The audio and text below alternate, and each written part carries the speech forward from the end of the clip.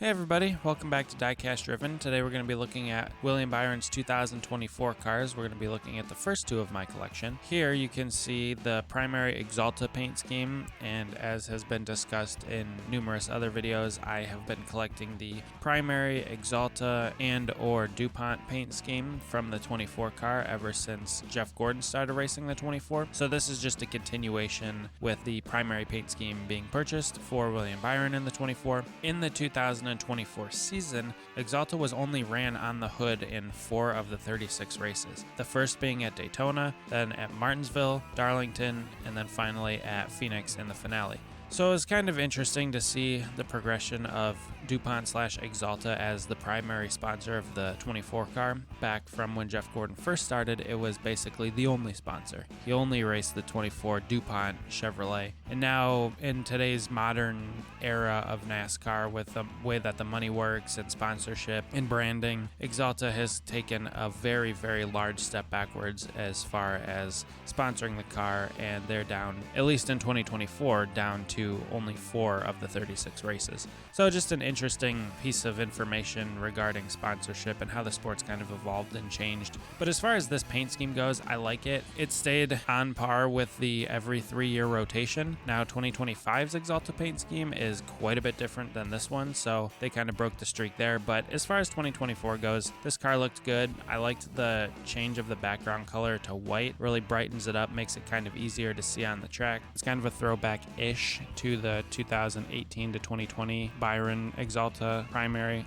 Oh, and one more thing. He took the checkered flag in this paint scheme in the Daytona 500 as well. So I remember watching the race, and it was a pretty decent race overall. As far as modern NASCAR Daytona races go, they ride around for most of the race, and then there's a huge crash at the end, takes out like most of the field, and then it's a toss-up on who's going to win the race. Typically, modern super speedway racing isn't as much on talent as opposed to where the push comes from other people. Yeah, it's kind of always been that way a little bit, but this race, the end of it was, I don't know, it was BS. It took a while to figure out because Byron was in the lead as he crossed the line, but Bowman got ahead of him. But was it before when the caution came out, and why did they wreck Ross, and all of this fun stuff? So I was really in a world of hurt because Ross and Byron were both in the lead going for the win at the Daytona 500. It was either a win-win for me or a lose-lose for me. Either they were going to take each other out, or one was going to win and the other was going to lose. So Ross ended up losing and Byron won,